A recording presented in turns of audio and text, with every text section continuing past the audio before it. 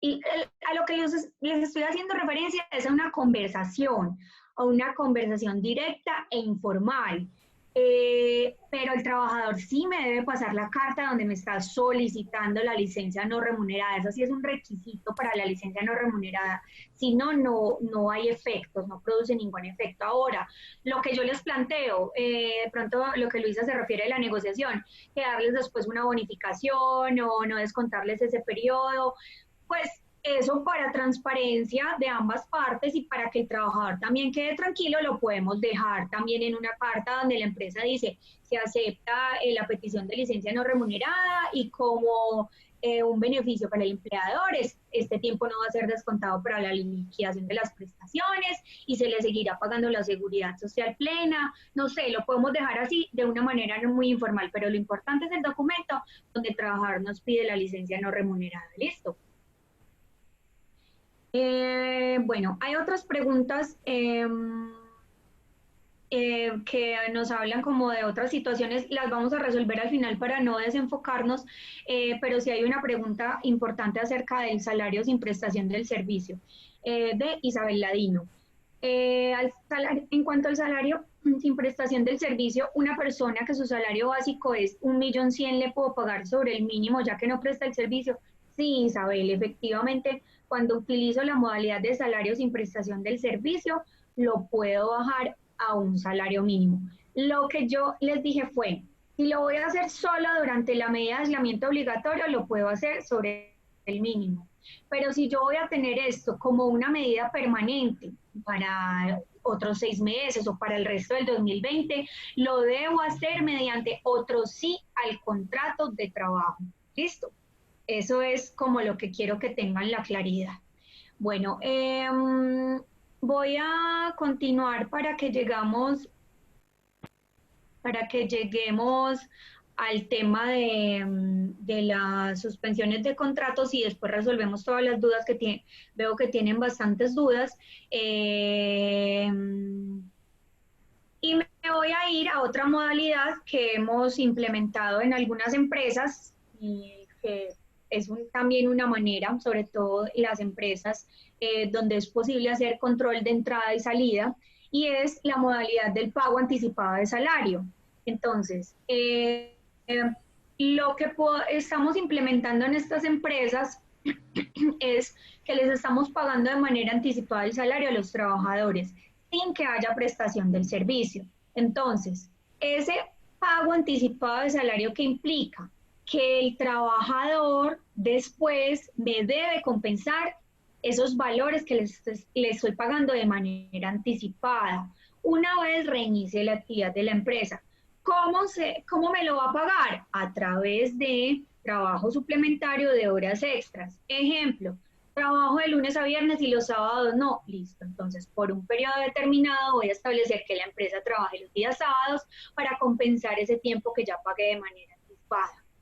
Durante ese periodo hay que pagar hay que pagar prestaciones común y corriente y cotizaciones a la seguridad social. ¿Qué implica eso además? Que debe haber un compromiso escrito del trabajador, porque aquí sí es necesario que el trabajador me firme un acta de compromiso donde diga que acepta el pago anticipado de sus salarios, pero que se compromete a pagar el tiempo efectivamente por la modalidad de trabajo suplementario de horas extras o en días sábados o en días festivos. Por ahí leí que hay una propuesta de los gremios de no tener ningún día festivo en el segundo semestre, sigue siendo una propuesta, para pagar y reponer, digámoslo así, ese pago anticipado del salario. Pero es que, doctora, entonces vienen los sábados a quemar puesto. Listo, si yo veo que en mi empresa eso no es viable, no lo hago. Doctora, mi problema es que no tengo flujo de caja hoy. Listo. Les estoy hablando como de una forma, de una modalidad para las empresas que consideren que de pronto, porque también hay varias empresas que lo sabemos, que en su proyección financiera ven que la actividad repunta en el segundo semestre. Entonces, también es un tema a considerar, es viable, pero les reitero, implica que debe haber un acuerdo de las partes, el trabajador debe firmar la autorización para compensar ese tiempo y además, ¿por qué? Porque ahí sí me tiene que autorizar para descontarle de la liquidación el salario pagado de manera anticipada y que no me lo va a reponer. Listo. Juan, ¿alguna precisión? No, claro, yo simplemente ahí advierto por una de las preguntas que si en todos estos eventos en que esté anticipando, ya lo hicimos con las vacaciones, hoy con salarios, eh, si se termina la relación laboral, ¿puedo compensar y descontar de la liquidación? Yo creo que sí. Yo creo que sí, porque si no haría un enriquecimiento, pero a efectos de la claridad, que el documento o que quede el soporte que se está anticipando salario para que el día de mañana yo pueda decir que no fue un dinero entregado por simple liberalidad, sino que obedeció un anticipo de salario. Y dos, en ese mismo formatico, de una vez ponerle la notica que ahorita mencionábamos para mayor tranquilidad. Si no está, pero es claro que es un tipo, está bien descontarlo. Pero si le podemos poner adicionalmente observación, que en caso de terminación del vínculo laboral se autorizará para descontar aquellos dineros anticipados y no causados por la prestación de servicio, pues que efectivamente pueda uno echar mano de esa solución al liquidar definitivamente el contrato. Pero efectivamente, si queda la claridad que se está anticipando, creo que procede el descuento y compensación. Pero si le podemos poner, repito, la notica es mucho más. Así es. Susana Cano hace una pregunta muy interesante y es que en esta contingencia hay empleados que no tienen acceso a impresora, computador para la firma electrónica, que si la carta solicitando la licencia no remunerada nos la pueden hacer llegar vía WhatsApp o una petición vía WhatsApp, Total. sí, Sí. efectivamente. O sea, no hay formalismos. Una conversación del trabajador donde me lo solicite vía WhatsApp es perfectamente válida y si después me la va a firmar, sí, efectivamente es perfectamente válido. ¿Listo? La Bueno, Corte ya ha dicho que estos mensajes tienen valor probatorio. Lo importante es salvar el pantallacito o el correo simplemente con la dirección IP y queda fácilmente establecida la individualización de quien lo está remitiendo. bueno, sí, efectivamente, así es. Bueno, Tatiana nos hace una pregunta respecto al pago de salario sin prestación del servicio. Mi duda es si gano el mínimo, ¿me pueden disminuir el salario? No, no, porque te estarían afectando el mínimo vital y móvil. Básicamente no. Ahora, Sí, eh, estamos, no, dale, dale, estamos Caro, dale. hablando estamos hablando del pago de salario sin prestación del servicio. Listo. O sea, la pregunta va encaminada al pago del salario sin prestación del servicio. Si yo, al contrario, lo que voy a hacer es, por ejemplo, una disminución de jornada laboral, voy a decir que mis trabajadores a partir de la fecha me laboran medio tiempo y se ganaban el mínimo, pues obviamente sí pueden ganarse el medio mínimo porque lo que estamos haciendo es una reducción de jornada laboral partiendo de la base de que están prestando el servicio. Juan. Sí, no, que ahí hay un elemento que lo justifica, eso sí iba a adicionar, pero claramente tú lo has señalado, ahí hay una alteración de las condiciones y el objeto del contrato que lo habilita. En el otro lo que no quieren es que sea el capricho del empleador decirle váyase, yo no quiero que usted venga pudiendo hacerlo, le estoy diciendo váyase y lo va a pagar por debajo del mínimo. Es lo que ahí es donde esa arbitrariedad, perdón, de esa decisión podría caer en la arbitrariedad, pero cuando hay elementos que lo justifican y así se acuerda, como ir a un teletrabajo, donde claramente establecemos que la destinación de horas para el aspecto laboral va a ser inferior y entonces cambiamos la jornada y en ese orden de ideas pues puede cambiar la retribución y podría ser medio mínimo, por ejemplo.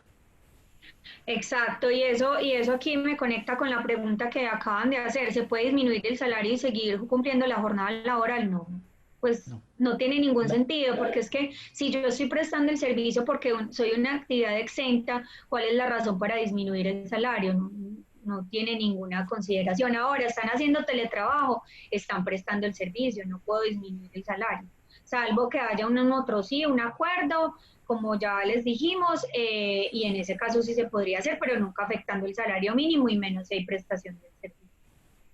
y creo Ahora, que yo a ese acuerdo que tú mencionas, Caro, le pondré unas consideraciones, es decir, en razón de las circunstancias que estamos atravesando, de la particularidad que la empresa vive producto de que su actividad es X o Y que se está viendo afectada.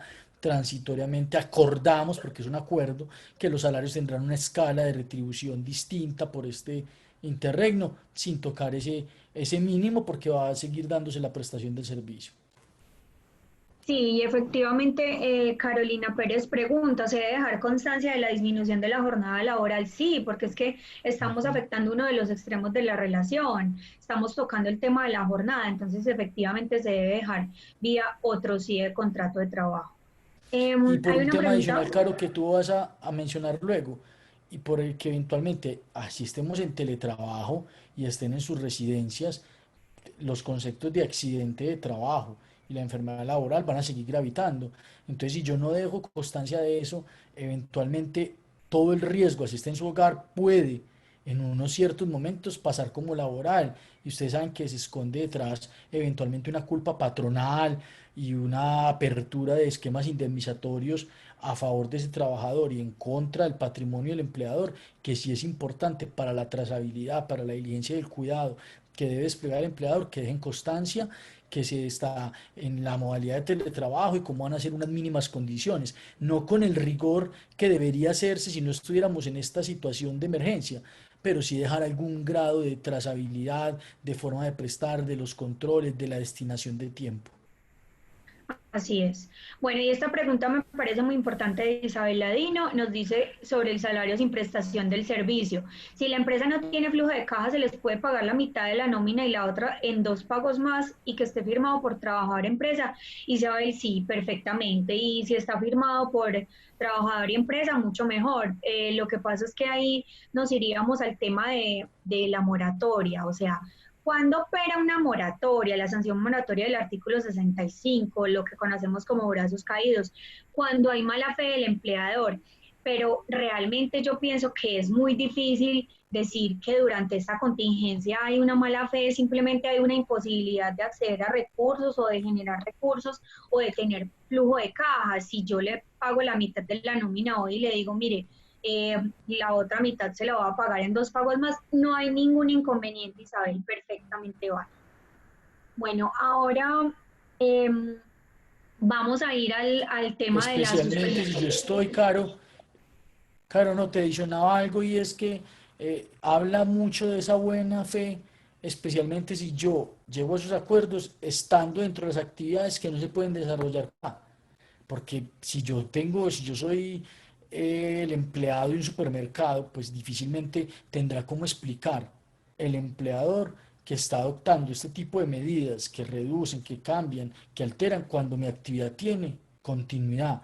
Si yo estoy en las actividades que la continuidad hoy es la que no puede desarrollarse, la que no puede otorgarse a mis trabajadores, entonces ahí claramente creería yo que es puro ejercicio de buena fe este tipo de acuerdos y que difícilmente podría decir el día de mañana alguien, hombre, está abusando de los mismos.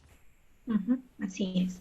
Bueno, vamos entonces a pasar al tema de la suspensión del contrato. Le voy a dar la palabra a Juan Gonzalo para que él nos explique el asunto. Gracias, Caro. Bueno, sobre la suspensión mucho se ha dicho y obviamente se ha dicho de manera con ligerezas, se ha dicho sin fundamento, incluso el ministerio no ha hecho alusión a ella. ¿Por qué? Porque si vemos los esquemas que Carolina juiciosamente abordó, todos buscan de alguna manera, además de preservar el contrato de trabajo, preservar alguna retribución en virtud del contrato. Por eso al ministerio no le interesa que ante la CITE el solo tema de protección de la salud, sino un tema económico de supervivencia, si se quiere, en algunos casos, no le interesa que de entrada esta sea una herramienta de la que echen mano los empleadores. Por eso la única alusión que ha hecho a ella fue a través de una petición específica que alguien le elevó y en virtud de la misma dijo, mire, durante los periodos de suspensión del contrato de trabajo, que hay que ser muy juiciosos determinando si cabe o no, deben conservarse las cotizaciones a la seguridad social, pero no se detuvo con rigor en el fenómeno de la suspensión. Sí dejó algo clave, abría la charla y es ese, ese temor que le tenemos al ministerio y es por lo que vamos a hablar aquí. El ministerio juega un papel importante, pero no es quien determina realmente de fondo muchas de las circunstancias circunstancias y ahí hay un que dice que es fuerza mayor o caso fortuito y eso no es así, ya vamos a empezar a abordarlo.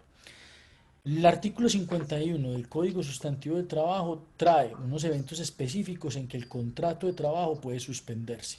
Suspenderse, y subrayo la ¿Qué, expresión, papi? suspenderse. ¿Qué Es más? decir, el contrato Bien. no se termina, el contrato se conserva, hay contrato de trabajo, lo que no hay es prestación del servicio y retribución por la misma. Los eventos específicos que trae el artículo 51 nos ponen en dos que vamos a analizar con rigor. Uno de ellos, el primero, el que está en el numeral primero de ese artículo, y es el contrato de trabajo se suspende, primera causa, por fuerza mayor o caso fortuito que temporalmente impida su ejecución. Y quiero hablar mucho de esto. ¿Por qué? Porque se nos ha dicho el COVID-19 constituye una fuerza mayor, un caso fortuito. Primer mito. Yo aquí, cuando estamos en eventos académicos y tratando de ilustrarlo, yo me acuerdo cuando yo era niño y le decían a uno en el colegio, no sople el sacapuntas que lo daña. Eso era un mito y fue creciendo y todo el mundo no soplaba el sacapuntas porque se dañaba. Explico con ese absurdo porque es lo mismo acá. Todos han dicho, estamos en fuerza mayor o caso fortuito. Y en estricto sentido, no para todos los casos es así. ¿Por qué? Porque la fuerza mayor y el caso fortuito exige una serie de características. Primero, en materia laboral, el Código Sustantivo del Trabajo cita la expresión, pero no la define. Tenemos que ir al Código Civil. El artículo 64 del Código Civil indica que se entiende por fuerza mayor o caso fortuito. Y a partir de ahí dice, se llama fuerza mayor o caso fortuito el imprevisto que no es posible resistir, como un naufragio, un terremoto, el apresamiento de enemigos, los actos de autoridad ejercidos por funcionario público, etcétera. Trae unos ejemplos. Además, no quiere decir que siempre un acto de autoridad va a constituir una fuerza mayor o un caso fortuito. Hay casos, por ejemplo, si a mí me suspenden la operación del establecimiento de comercio restaurante porque no cumplo con los mínimos de salubridad y le ponen ese sellito de cerrado en ese evento, yo no podría decir, suspendo los contratos de trabajo porque hubo un acto de autoridad. No es que ese acto de autoridad se debió a que yo no estaba observando adecuadamente mi actividad. Entonces, hay que ser muy juiciosos con establecer. Para poder establecer, tenemos que decir cuáles son los requisitos de la fuerza mayor, el caso fortuito. Y para eso quiero hacer una alusión previa. La fuerza mayor o el caso fortuito pertenece a una familia de eventos que se denominan la causa extraña, donde están la fuerza mayor, el caso fortuito, el hecho exclusivo de un tercero o la culpa o hecho exclusivo de la víctima. La fuerza mayor o caso fortuito en particular exige que estemos frente a cuatro características. Que ese evento sea imprevisible, sea irresistible, que sea externo a la persona que lo alega y que haya sido diligente y cuidadoso para evitar sus efectos. Quiero entonces empezar por cada una de las cosas. Imprevisible no quiere decir que sea algo de ciencia ficción, que tengamos que inventarnos, porque hoy fácticamente casi todas las cosas son previsibles dentro de un plano normal. No, esa imprevisibilidad se debe restringir a qué? A la órbita del contrato. Para nosotros, del COVID-19 se está hablando desde enero de este año con cierto rigor y escuchamos que en Wuhan y todo el tema y después en Europa. Por eso el COVID-19 como evento no es lo imprevisible.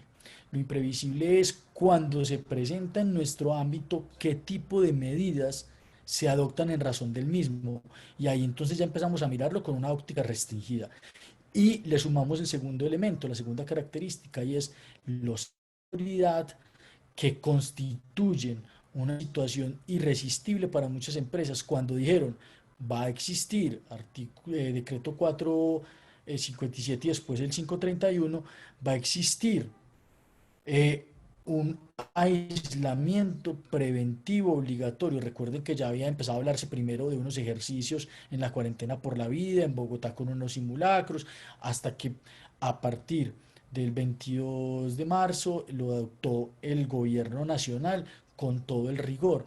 Dijo, van a quedar solamente exceptuadas una lista de actividades. Es decir, quien no hacía parte de la excepción no podía ni operar ni pedirle a sus trabajadores que se presentaran a laborar.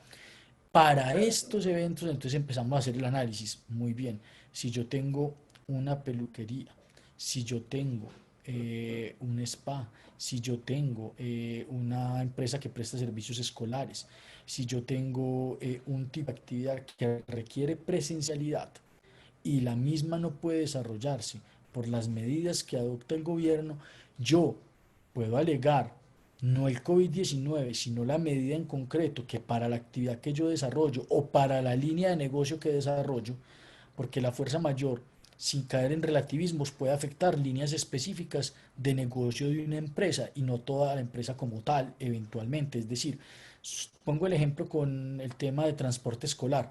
Hoy no hay presencialidad en colegios, creo que incluso va más allá del 27 de abril, es hasta mayo 31. Entonces, a los conductores de esa empresa yo no los puedo poner en teletrabajo porque es imposible eh, conducir pues por un simulador con un alcance efectivo. Juan, Dos, perdón, Juan, perdón. sí, Les voy a pedir un favor y es que no rayen las diapositivas. Ya leímos que efectivamente a veces se le va la señal de audio a Juan Gonzalo, pues esto se nos sale de las manos, es yo lo como repito, una forma que estamos de lograr llegar a todos ustedes, pero por favor no rayen las diapositivas que no hay necesidad, o sea, ya Juan está tratando de moverse para lograr que lo escuchen bien, pero no hay necesidad de rayar las diapositivas. Listo. Les agradezco listo, mucho, Juan. Sigue. listo, Caro. Entonces, lo que les decía, yo no tengo problema en repetir, me ponen al chat, vea, esta parte se entrecortó, digamos que estos temas técnicos no dejan de ser hoy con la saturación que tiene la red. Entonces, lo que les decía es, yo no puedo a priori es por anticipado decir, un evento va a ser fuerza mayor o caso fortuito. Por eso el COVID-19, como COVID-19 no es fuerza mayor o caso fortuito, lo serán las medidas que adopte el gobierno nacional que para la actividad de una empresa o para una línea del negocio de esa empresa impida desarrollar la actividad que con normalidad realiza. Entonces ahí voy a tener un evento que es imprevisible, que es irresistible porque no puedo ir contra actos de regulación y de autoridad. Y tres, que es externo a mí porque no depende de la empresa. Ahí es la gran diferencia con lo que Caro ahorita juiciosamente nos explicaba. Y es el artículo 140. En el artículo 140 yo le digo a los trabajadores, les sigo pagando y no vuelvan más. O no vuelvan más, pudiendo volver. Ahí yo tengo que asumir el acto de seguirles pagando. ¿Por qué? Porque es una decisión mía. Pero acá hay un hecho externo, claro, contundente, de autoridad que dice, hey, no se puede prestar el servicio, no se puede desarrollar la actividad.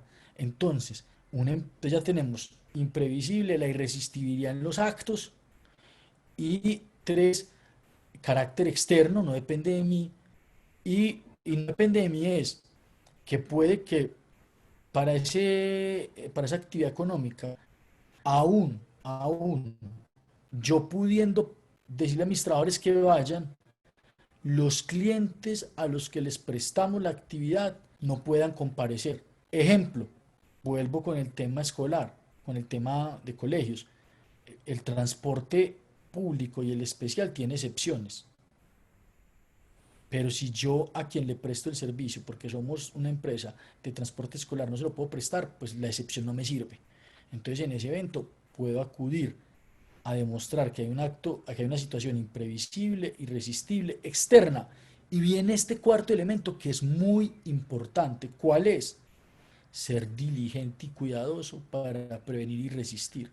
Entonces, si yo quiero invocar la causal primera del artículo 51, que es la terminación, perdón, la suspensión, corrijo, la suspensión del contrato de trabajo por fuerza mayor o fortuito, además de las características ya mencionadas, tengo que demostrar que adopté medidas para prevenir y para resistir.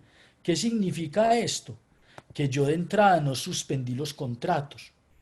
Es decir, yo adopté medidas como fue las vacaciones, adopté medidas como las licencias remuneradas, por ejemplo. Cuando el músculo financiero que era de cada empresa en concreto no me permitía, sin poner en riesgo a la empresa, otra alternativa, suspendí los contratos. Yo creo que ese empleador ejerció y acreditó todos los elementos que le permitirán el día de mañana, ante un cuestionamiento que se haga su proceder, decir, mire, era un evento imprevisible en la dimensión que tomó la pandemia aplicado en el ámbito nuestro y actos del gobierno nacional, externo, y fui diligente y cuidadoso porque no desde el 16 de marzo le dije a todos váyanse, suspensión de contrato de trabajo, sino que fui agotando unos mecanismos, pero llegó un momento en que por la extensión de la situación y por con la complejidad que llevaba financiera y económica, opté por la suspensión. La suspensión que conlleva que no haya prestación de servicio y que no haya el correlativo pago salarial. ¿Por cuánto tiempo? Por el que se extienda la fuerza mayor o caso fortuito. En este caso, ¿cuál sería? En principio, el 27 de abril, a menos que se extienda más de manera general o que se vaya en ese aislamiento inteligente, liberando unas actividades y la mía todavía no quede liberada. Creo que en esas circunstancias, yo juiciosamente, si el día de mañana alguien me cuestiona, puedo demostrar, hombre, adopté una serie de medidas hasta que tuve que llegar a la suspensión por la fuerza mayor o caso fortuito. En este caso no se necesita autorización del ministerio, porque no es el ministerio el que determina que es fuerza mayor o caso fortuito. Si alguien, me refiero a un trabajador, el día de mañana cuestione mi proceder diciendo eso no era fuerza mayor o caso fortuito, tendrá que ser un juez ante la queja, ante la demanda del trabajador que defina, no, esta terminación del contrato, esta suspensión del contrato por fuerza mayor o caso fortuito, esta suspensión es ineficaz porque es que eso no era fuerza mayor o caso fortuito, pero será el juez. Por eso es muy juicioso que yo deje la trazabilidad de que todas las medidas que fui adoptando, de los soportes financieros que iban apalancando las reservas que tenía, la proyección y demás, al punto tal que fui adoptando las medidas hasta llegar a la suspensión. Entonces, ¿la suspensión es viable por fuerza mayor o caso fortuito? Sí. ¿La fuerza mayor o caso fortuito es el COVID? No. Es las medidas o la constituye las medidas que se adoptan en virtud del COVID-19. Si podré a secas adoptar suspensión para todos los contratos de trabajo. Hombre, dependerá. Yo ponía un ejemplo en la charla que teníamos la semana anterior. Supongamos una universidad. La universidad percibe y planea todo su semestre con base en las matrículas que se dan al comienzo del año o a finales del año anterior. Ella ya tiene casi que recaudado todo con lo que va a funcionar el semestre. Entonces yo no podría decir, ah, bueno, los profesores que en clases virtuales, pero la secretaria de la librería, como la librería no puede operar, le va a aplicar suspensión del contrato. No, yo creo que no tiene presentación, porque si usted ya tiene planeado todo económicamente, ya recibió de quien es su cliente, que es el estudiante, ¿por qué va a suspender ese contrato? No, ese contrato no lo suspende, ese contrato manéjelo o con los periodos de vacaciones o manéjelo con unas medidas distintas, porque para usted realmente no hay una fuerza mayor o caso fortuito, toda vez que a pesar de la no presencialidad ya usted había disfrutado de los ingresos que le permitían hacer toda su planeación y presupuesto. Entonces, por eso hay que ser muy juicioso en hacer el análisis en concreto. Yo aquí cito unos ejemplos simplemente, pero puede haber muchos más, incluso con las preguntas ahorita podríamos mirarlas, pero lo que quiero que quede claro es, el evento es imprevisible, es irresistible, es externo y tener diligencia y cuidado. No es causal, la fuerza mayor o el caso fortuito, repito, la fuerza mayor o el caso fortuito no es causal de terminación justificada del contrato de trabajo. Es causal de suspensión, no de terminación. Y en la suspensión que se genera, se mantienen los aportes a la seguridad social con hoy en salud y en pensiones. En riesgo no hay prestación del servicio, no hay exposición al riesgo de accidente y de enfermedad laboral. Cuando venga la regulación que nos diga qué pasa con pensiones, podríamos sumarle una reflexión adicional, pero hoy lo cierto es que no habría cotización en riesgos durante la suspensión, pero sí en salud y pensiones. El día de mañana se descuentan para la liquidación de prestaciones sociales, para la causación de vacaciones, en fin.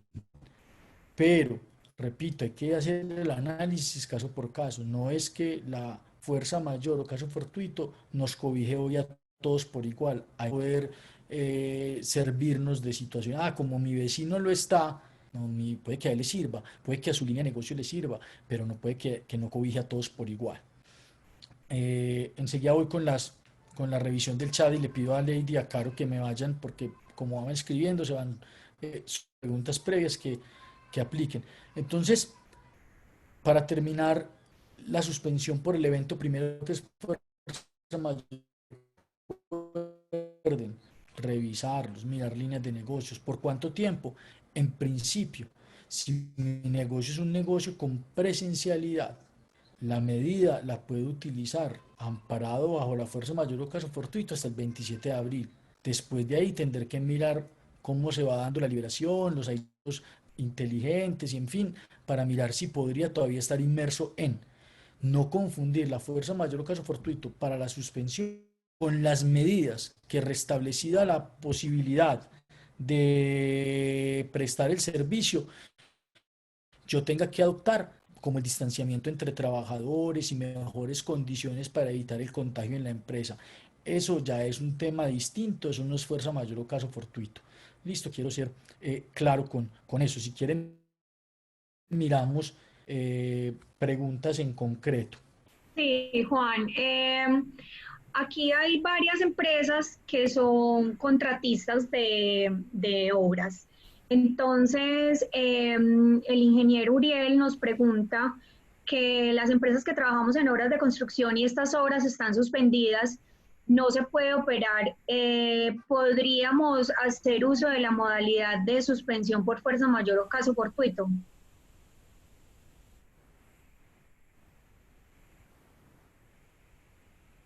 Juan, bueno, creo que... ¿Sí nos Sí, claro, escuchaste? yo lo respondo. Hola, ¿me escuchas? Sí, es que tienes malita la señal.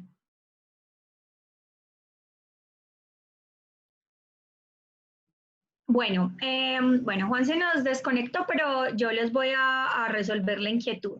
A ver, lo primero que tenemos que tener presente, y es lo que Juan Gonzalo nos estaba diciendo, es que cada caso es particular.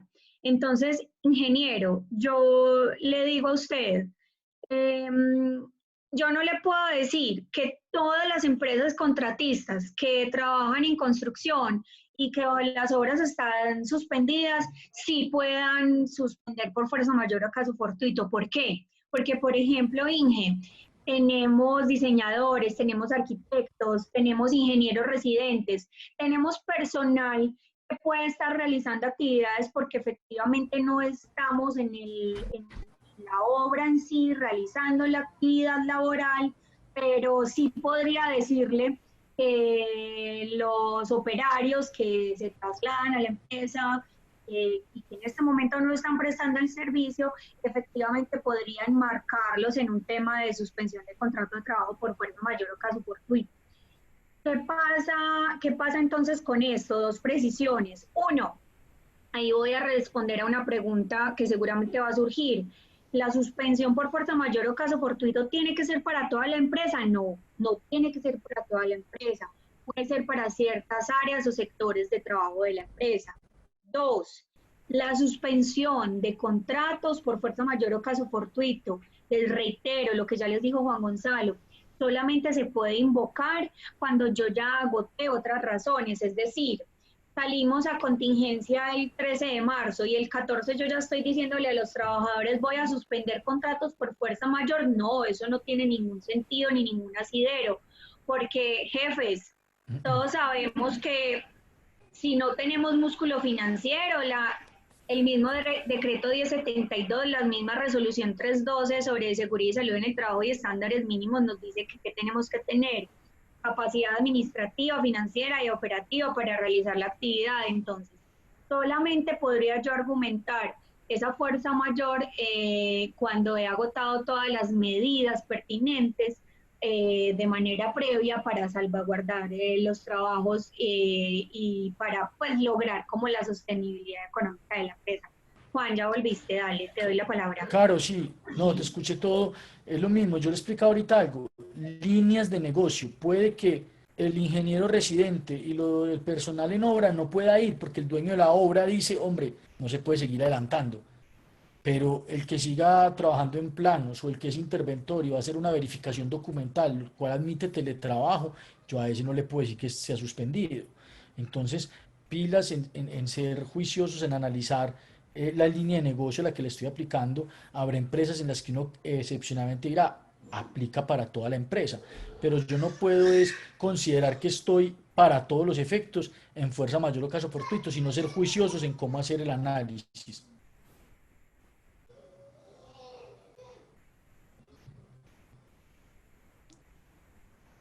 Hay otra pregunta que de pronto ustedes tengan ahí en el chat identificada. Sí, por aquí nos hacen esta pregunta. Si la empresa es de instalaciones, no agotó ningún recurso, solo vacaciones, tiene un 20% de los empleados laborando y el 80% tiene el contrato suspendido, ¿eso es legal o no? Cre- Yo pienso que sí. Primero, otros elementos antes. Uno.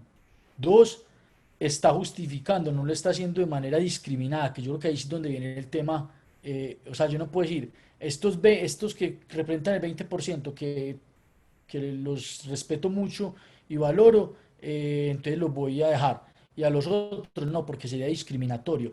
Yo creo que si ese 20% es la parte administrativa, donde el trabajo admite continuidad, porque tiene variables de teletrabajo, porque es una actividad que no se despliega en campo, porque es una actividad que la restricción no la afecta, perfectamente podrá continuar. Y la suspensión es el 80%, que es los que no puede haber locomoción, tienen que desplazarse, no pueden desplazarse, tiene que haber trabajo en campo y no puede haber trabajo en campo. Y ahí, Juan, me gustaría que tocáramos el tema, como le hicimos en la charla de la semana pasada, que nos trae Alfredo Humada, y es el caso de los hoteles. Pues Sí, Alfredo nos comenta que ya se tomó la opción de suspensión de contratos sin haber agotado otros, pero muy rico que nos hagas la precisión sobre ese tema. sí, o sea, yo lo que digo de la diligencia del cuidado para poder aducir el evento caro es porque, digamos que un hotel, generalmente un hotel debe tener algún músculo financiero, si no lo tiene, pues también será susceptible de probarlo el día de mañana y decir, hombre, yo opté por los mecanismos antes de, pero si definitivamente comprometía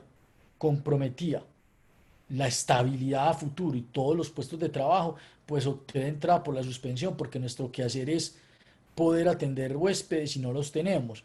Entonces hay ausencia de necesidad. Solamente mantuve la continuidad en la línea de quienes están en mantenimiento, porque tampoco puedo dejar caer la instalación. Pero las personas que atendían, cliente, que atendían el restaurante que no va a seguir funcionando porque no vamos a operar ni siquiera como aliad para personas por fuera de o con una línea de domicilios o en fin. Entonces definitivamente creo que ahí aplicaría la suspensión. Me asalta la duda es el tipo de soporte que deba aducir, porque de entrada tomé esa medida sin pasar por otras, pero ya es un tema de yo acreditarlo.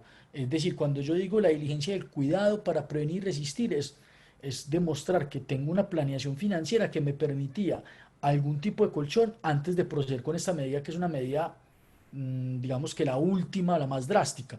Pero perfectamente, si no tenía otra, y lo puedo demostrar, que con juicio no tenía otra, opté por esta porque de dos males, el menos malo era garantizar a futuro la estabilidad de la empresa y los puestos de trabajo superada la situación, creo que es perfectamente viable. Ahora, no quiero confundir este evento con el numeral 3 que ahorita hablaremos, porque ese le podría también aplicar al hotel a futuro, no por la fuerza mayor o caso fortuito, sino por el tema que viene luego.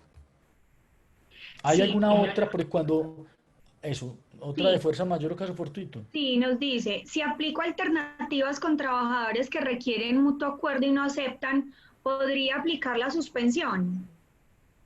Sí, es que la suspensión no es consensuada. Es decir, y hago una alusión a un tema que discutíamos en la charla anterior. En materia laboral se pueden conciliar derechos inciertos y discutibles, pero no se pueden conciliar hechos. Es decir, yo no puedo quedarme tranquilo porque el trabajador me firmó un documento en el que decíamos que esto era fuerza mayor. No, ese tipo de acuerdo no tiene ninguna validez. La fuerza mayor es un hecho que no depende del calificativo que le den las partes en materia laboral. En otros contratos quizás, pero en un contrato de trabajo no. La fuerza mayor requiere unos elementos que ya indicamos cuáles son.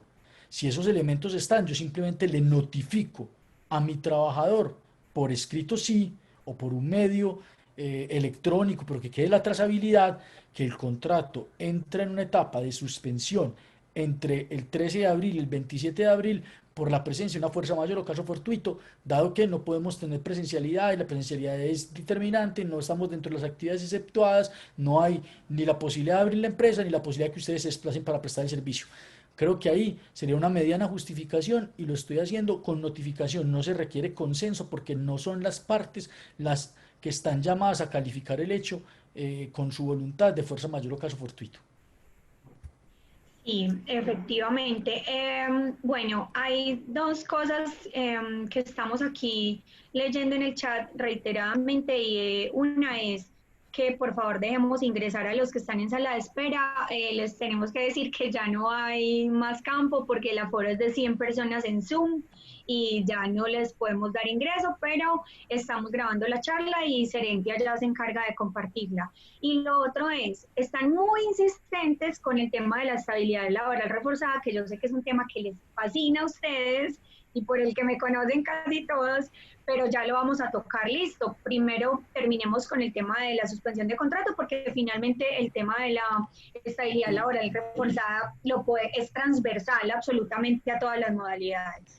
Y ahí hago una anotación, la suspensión del contrato de trabajo aplica para los que estén inmersos en esta situación, estén o no estén bajo la estabilidad, es decir, porque es que no es la situación de la persona la que está haciendo a mí tomar la medida la estoy tomando por una fuerza mayor o caso fortuito que cobijará a todos, al trabajador que tiene estabilidad laboral reforzada porque perdió el 16% de la capacidad laboral en un accidente de trabajo y entonces ya no puede mover pesos, sino que está haciendo anotaciones del estado de las máquinas. Y si hay suspensión, a él también lo cobija con independencia de su situación. Lo que yo no podría es discriminar para suspender en razón de esas situaciones, eso ya es otro tema. Así es. Bueno, Listo, sí, sigue entonces, que ya no hay más preguntas sobre la listo, suspensión. listo. Entonces, el primer evento de suspensión, Lady, si podemos volver a la diapositiva que trae el numeral 1 y el 3 del artículo 51, te lo agradecería. El primer evento de suspensión es por fuerza mayor fortuito. Listo. Hay un segundo evento que nos atrevemos con Carolina a mencionar porque tiene aplicación y es numeral 3. ¿Cuándo más se puede suspender el contrato de trabajo? Dice, por suspensión de actividades o clausura temporal de la empresa, establecimiento de negocio, en todo o en parte hasta por 120 días por razones técnicas, económicas u otras independientes de la voluntad del empleador, mediante la autorización previa del Ministerio de Trabajo y la Seguridad Social. Seguridad Social, perdón. Entonces, aquí hago una precisión y tomo como ejemplo con mucho respeto el caso del hotel. Yo, el 27 de abril, las personas del hotel ya se podrán desplazar si nos levantan a todos la cuarentena preventiva obligatoria. Yo puedo abrir el hotel. Va a haber huéspedes ese día. Va a haber huéspedes esa semana. Si el tema aéreo no se normaliza y mis clientes generalmente soy un hotel cuyo público objetivo son clientes o son turistas, supongámoslo, en ese orden de ideas, yo estoy seguro en una planeación que tengo, en un análisis que dice en concreto que por ahí en un mes más no voy a tener una mediana normalización o más, pues ya es un análisis que habrá que hacer, pues yo lo digo acá como ejemplo simplemente. Yo ya no puedo alegar la fuerza mayor o caso fortuito porque el establecimiento puede abrirse y operar y los trabajadores pueden presentarse a laborar. Pero yo sí podría desde hoy empezar a hacer mi análisis y decir, bueno, mi actividad, a pesar de poderla desarrollar, cuánto me va a tardar normalizarla.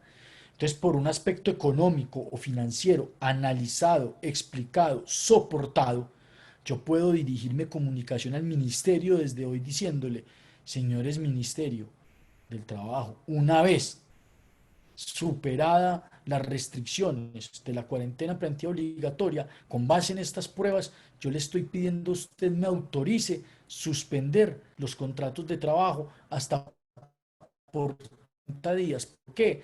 Porque ese es el periodo que para mí va a tardar la normalización de actividades. Y tengo una planta de 50 trabajadores, de los cuales solo voy a requerir 10 cargos para ir haciendo un mantenimiento y una puesta a punto del establecimiento, porque clientes no habrá para atender. Entonces, si lo puedo justificar, obsérvese que ya no estoy alegando la fuerza mayor o caso fortuito, porque ya han desaparecido los eventos, pero está el coletazo que para la economía, que para mi dinamismo, que para mi bar, que para mi hotel, que para mi spa o para muchas otras actividades va a generar este evento. Entonces, desde hoy voy haciendo una solicitud soportada, no es caprichosa, es explicada.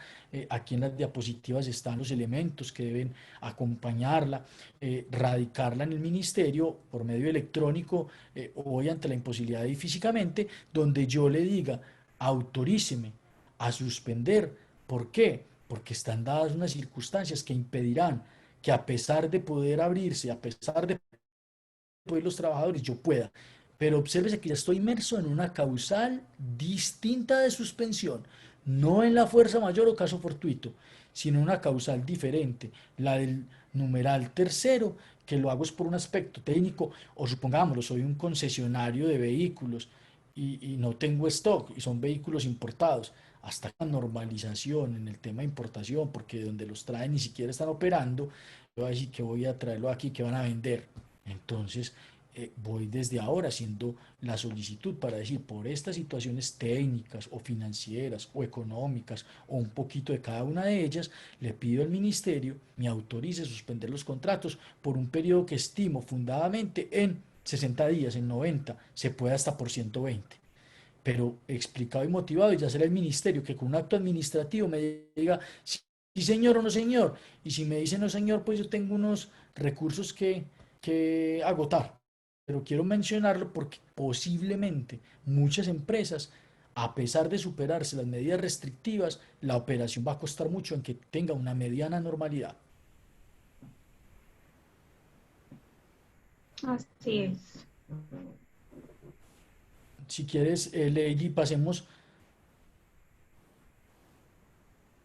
donde aquellos miren de la comunicación lo que tiene.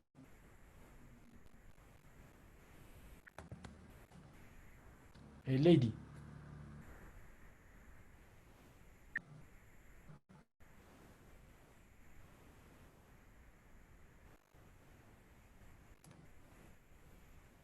más abajito está la- los documentos que acompañan este.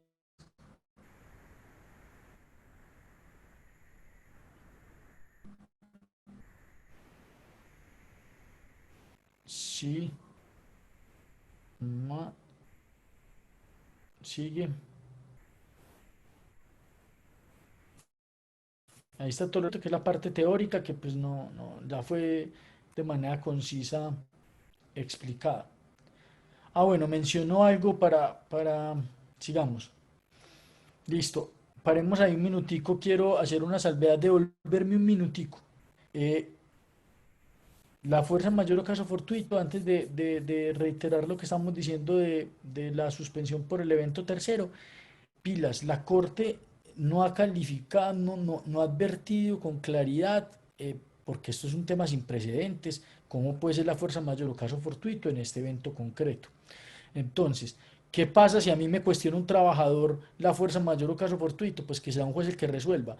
Y si el juez la declara ineficaz, ¿qué me tocará a mí? ¿Cuál es mi riesgo? Que tenga que pagar los salarios dejados de percibir y las prestaciones sociales, computar el tiempo, por el periodo que yo dije que estaba suspendido y que se declaró ineficaz la suspensión. Yo y con Carolina lo discutíamos, creo que difícilmente se vaya a condenar a ese empleador que le declararon ineficaz la fuerza mayor o caso fortuito, además a la sanción del artículo 65 de brazos caídos o de sanción moratoria. ¿Por qué? Porque es que no está procediendo de mala fe.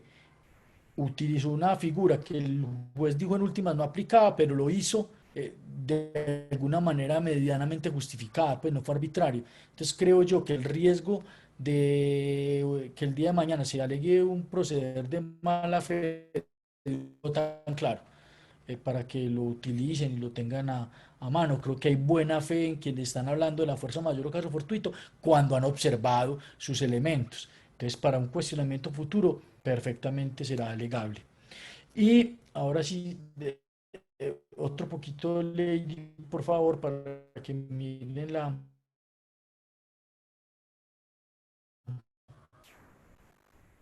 solicitud, lo que debe observar. Bueno, entonces es una solicitud, repito, se dio, que el ministerio toma unos tiempos. Yo creo que el ministerio está saturado. Entonces, probablemente, mira, acá están los motivos para solicitar la autorización. Que el empleador se vea afectado como necesidad de adecuarse a modernización de procesos de equipos y sistemas de trabajo que tengan por objeto incrementar la productividad. La segunda, por razones de carácter económico, como la falta de materias primas u otros casos similares que afecten su actividad. Yo me sirvo de materias que vienen importadas de China, supongámoslo, y todavía no se han normalizado. A pesar de que aquí ya podamos operar, no voy a tener materia prima, entonces puedo estar inmerso en las circunstancias que ameriten hacer la solicitud. Continúa, Lady, por favor. La supresión de procesos, equipos, unidades de producción, cuando estos sean obsoletos, ineficientes o que se han arrojado pérdidas sistemáticas o los coloquen en desventaja desde el punto de vista competitivo con empresas o productos similares que se comercializan en el país. Pues yo no lo veo tanto.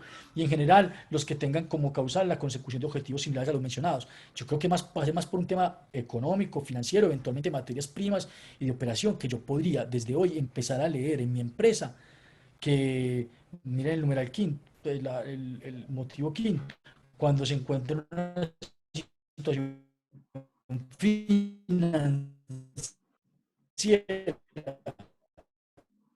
que coloque en peligro de entrar en esto, miren que es una realidad, que yo puedo estar inmerso en esto, entonces desde hoy ir haciendo el análisis para decirle al ministerio, pilas, que a pesar de normalizarse la actividad, puede que yo necesite utilizar este criterio de suspensión. Repito, no es que yo esté en fuerza mayor o caso fortuito. Que es el numeral tercero del artículo 51, es por si desde hoy empiezo a leer que a futuro no voy a poder, a pesar de levantarse las medidas, operar con normalidad, y ese operar con normalidad implica que si vuelven todos mis trabajadores, el riesgo económico y financiero le va a ser muy alto. Entonces, desde hoy irlo mirando, soportando eventualmente elevando la solicitud, obviamente acompañado del soporte contable, financiero, técnico y el jurídico. Listo.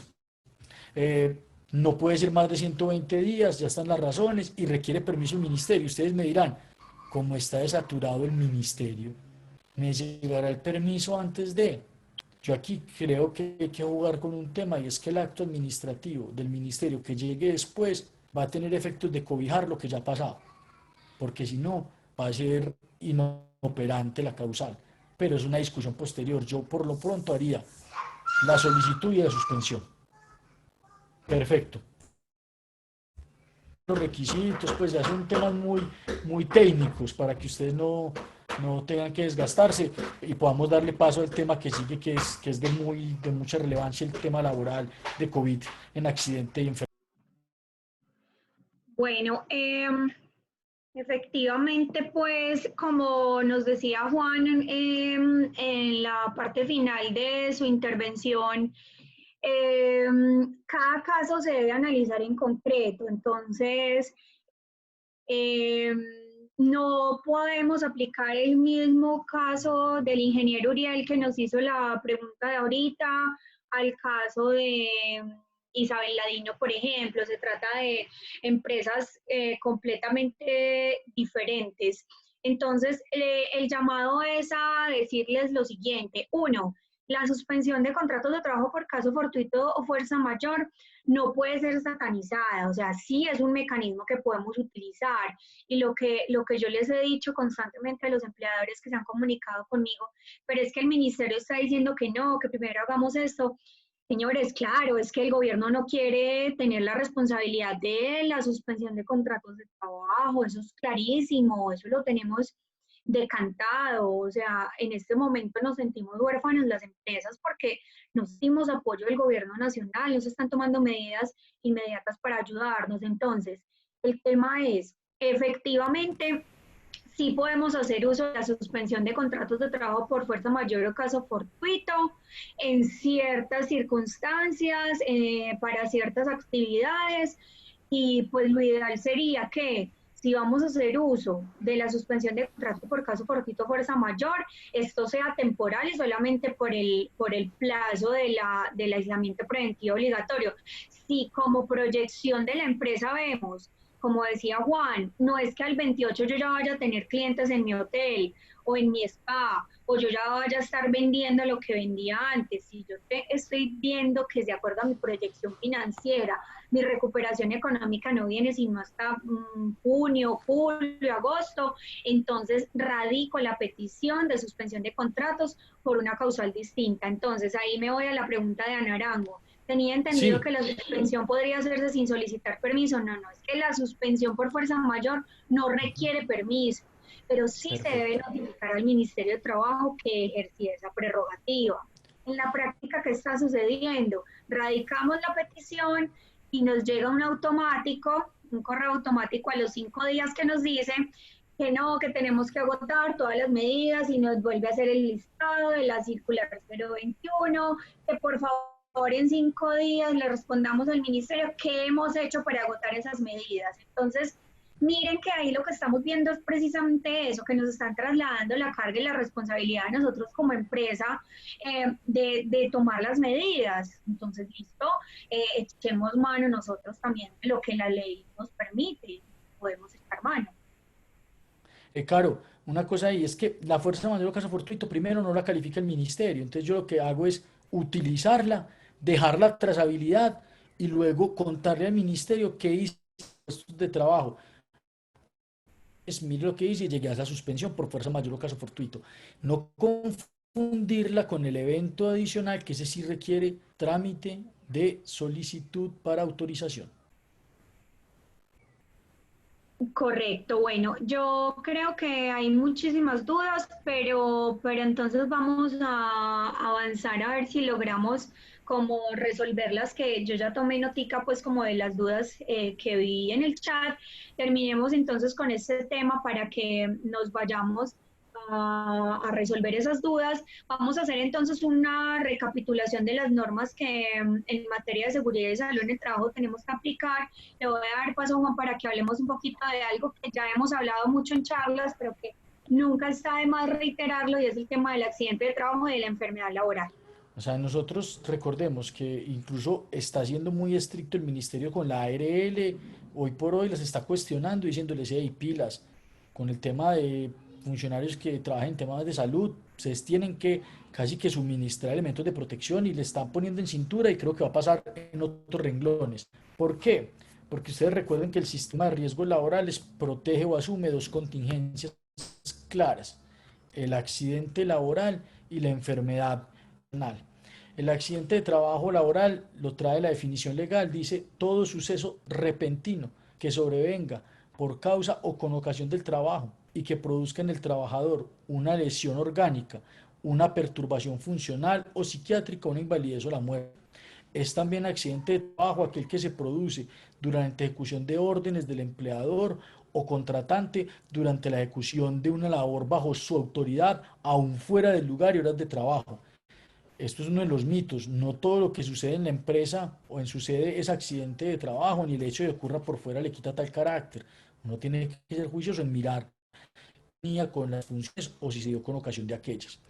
Continuemos, Lady, por favor, a la siguiente, para que puedan visualizar todo.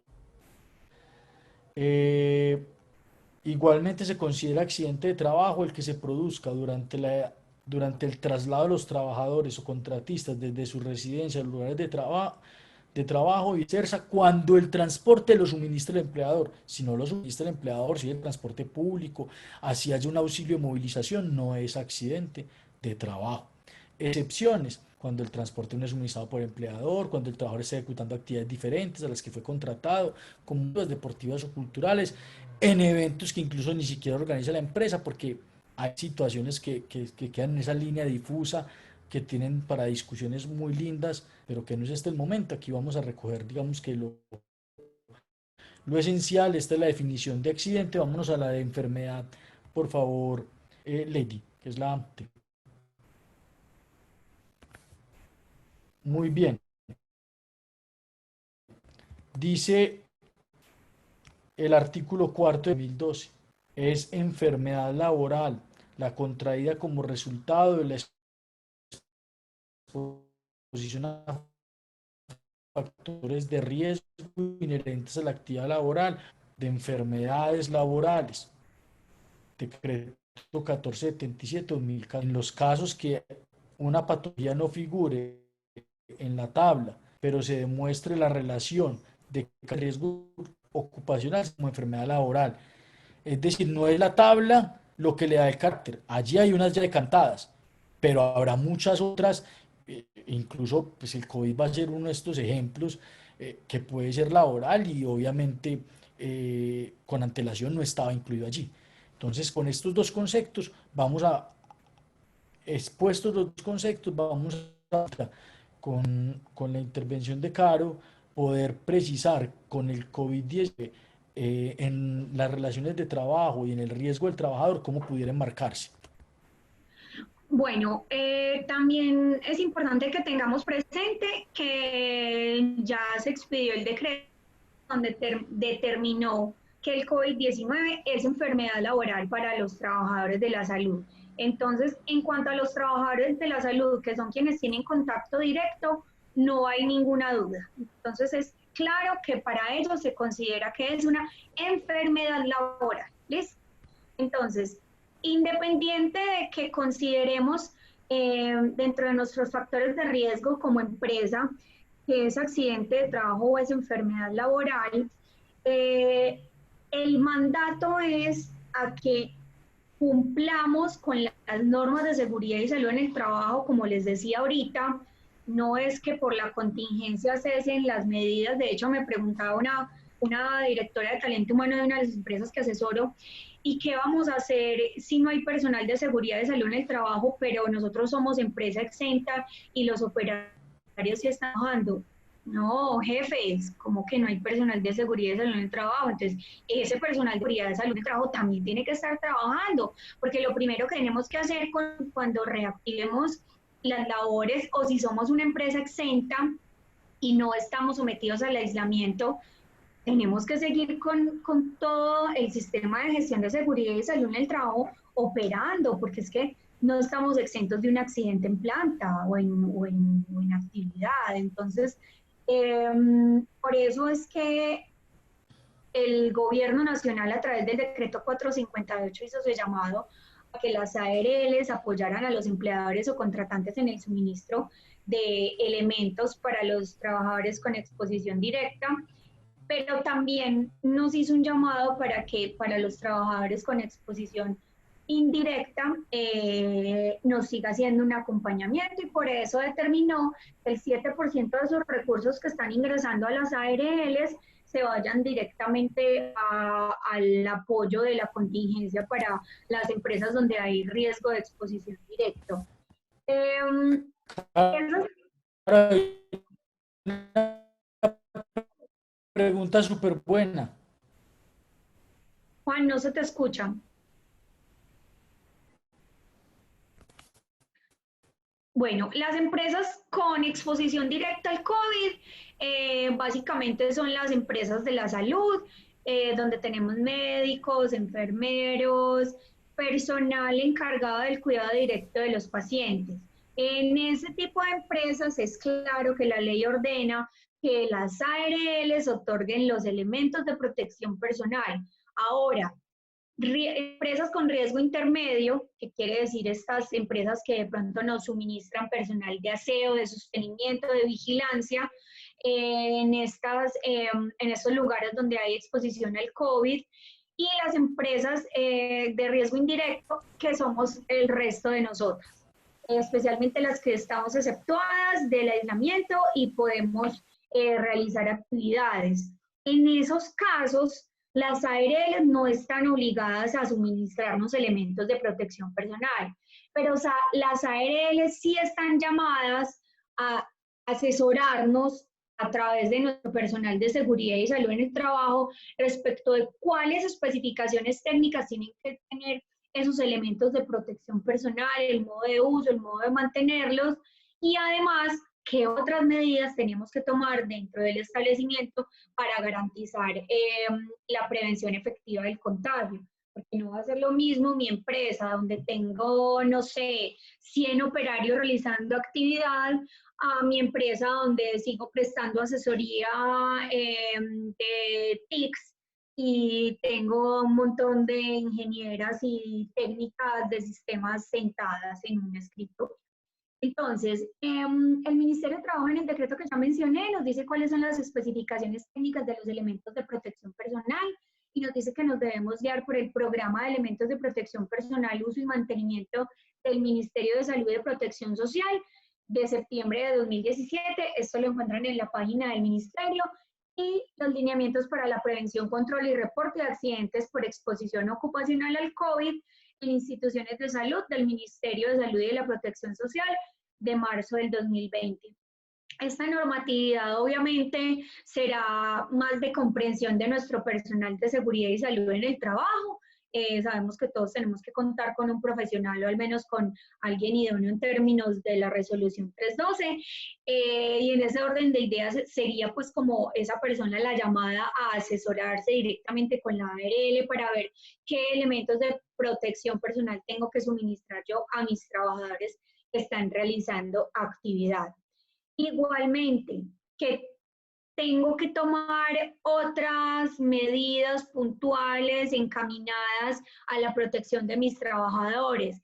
Y estas están dadas en el marco del decreto 1072, del famoso que nos encanta, el sistema de gestión. Y es que tenemos la obligación de hacer una identificación de peligros, evaluación y valoración de riesgos e implantar los controles que prevengan daños en la salud. ¿Por qué?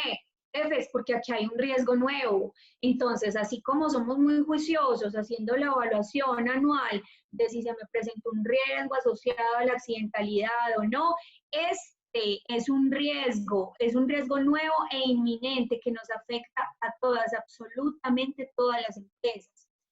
¿Qué sugerencias nos dan el Ministerio, la Cámara Colombiana de la Infraestructura en términos generales? Pero como les digo, es un llamado a que de manera específica nuestro personal de seguridad y salud en el trabajo tenga un diálogo directo con ARL de acuerdo a esa matriz de riesgos y peligros, y es promover la limpieza y desinfección de espacios e implementos, hacer uso de turnos diferentes de entrada y salida de instalaciones para evitar grupos extensos, no solo en los centros de trabajo, sino también en el transporte público.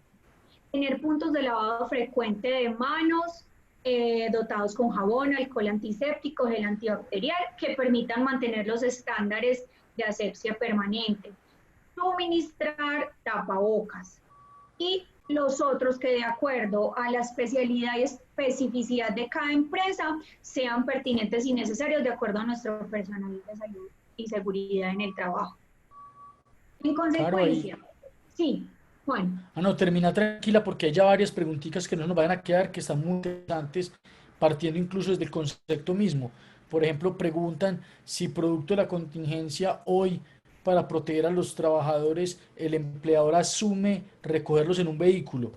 Si lo que ocurra en el traslado puede ser accidente, perfectamente, porque está alterando las condiciones normales para que no sea el desplazamiento por cada trabajador, sino que él mismo lo está adoptando y lo está haciendo con un medio que él le suministra, y ahí va a ser efectivamente un accidente laboral, si en ese desplazamiento les ocurre algo.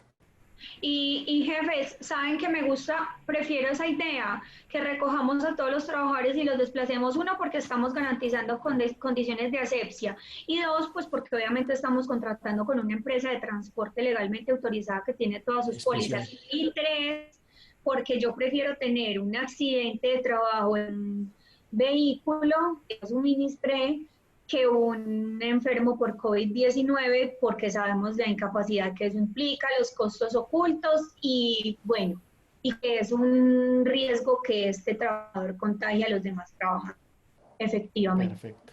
Entonces, ¿qué concluimos de este pasón rápido? Yo sé que fue muy rápido por el tema de seguridad y salud en el trabajo y lo que ya nos contextualizó Juan Gonzalo sobre accidente de trabajo y enfermedad laboral. Que cuando el trabajador que presta sus servicios en la empresa exenta de la medida de aislamiento tenga COVID-19, realicemos el reporte inmediato como accidente de trabajo a través del FURAD. ¿Por qué? Pues porque no es enfermedad laboral, porque no está en el decreto ni en la tabla como estrictamente conexo a la actividad que desarrollo, salvo para los trabajadores de la salud, que ya se los aclaré. Entonces hacemos reporte del FURAD, efectivamente, ¿por qué? Porque es un suceso que sobrevino por causa o con ocasión del trabajo. El trabajador debería estar en aislamiento obligatorio, pero como yo soy una empresa exenta, entonces el trabajador está prestando el servicio por cuenta y riesgo mío como empleadora. Adicional a ello, entonces, el reporte de accidente de trabajo implica que tengo que hacer una investigación de accidente de trabajo y ahí determinaré si mi trabajador tiene exposición directa, aunque esto ya lo aclaró el ministerio y dijo que quienes tienen exposición directa es enfermedad laboral, pero tengo que aclarar si es un individuo con exposición intermedia, es decir, cuya labor implica contacto directo con individuos clasificados como casos sospechosos, el ejemplo que ya les di del el servicio de vigilancia, el servicio de aseo que nos prestan en hospitales, en instituciones de salud. O si tiene exposición indirecta, que son los trabajadores nuestros que pudieron tener contacto de exposición a un caso sospechoso confirmado en un ambiente laboral o en el traslado hacia el ambiente laboral. Entonces, hay que cumplir con todas y cada una de las normas de seguridad y salud en el trabajo, porque ustedes saben que para la investigación de accidente de trabajo tengo que tener caracterizados mis peligros y mis riesgos. Y además recuerden que debo tener documentado que entregué los elementos de protección personal de acuerdo con el nivel de la exposición, que los socialicé, que capacité a mi personal y ahí les vuelvo a traer el cuento que les mencioné de la jefa de talento humano que me preguntó, pero es que el personal operativo está trabajando, pero el de seguridad y salud en el trabajo no, es un absurdo. O sea, si tengo un trabajador de mi empresa trabajando, tengo que tener al departamento de seguridad y salud en el trabajo trabajando efectivamente. Bueno, ¿cuáles son las otras inquietudes entonces, Juan? Claro, aquí hay una muy buena. Si un Sí. empleado que no es de la salud, porque ya tú lo precisaste, que existe hoy para empleados de la salud como enfermedad laboral, ya es sin discusión el tema del COVID. Se llega a contagiar, no es de la salud, se llega a contagiar y aduce que se contagió en la empresa y fallece en la empresa, cuenta como un mortal. Lo mismo que dijo Caro y creo que hoy es, si tengo una persona que se contagia, reportar. Si esa persona adicionalmente pues, quedó inmerso en el riesgo alto y murió, pues en principio, por la conexidad que tuvo con el reporte, se presumirá que es tal. Ya será la investigación y otros elementos que arroje la misma, como cómo se conformaba su grupo familiar, estuvo con personas expuestas que viajaron, en fin, podrá llegar a una conclusión distinta. Pero en principio yo debo cumplir el rigor de hacer todo el reporte y la investigación en coherencia con el reporte. Ahora, un tema complementario aquí que viene y es, las empresas tienen los análisis, los exámenes de seguimiento, los exámenes periódicos.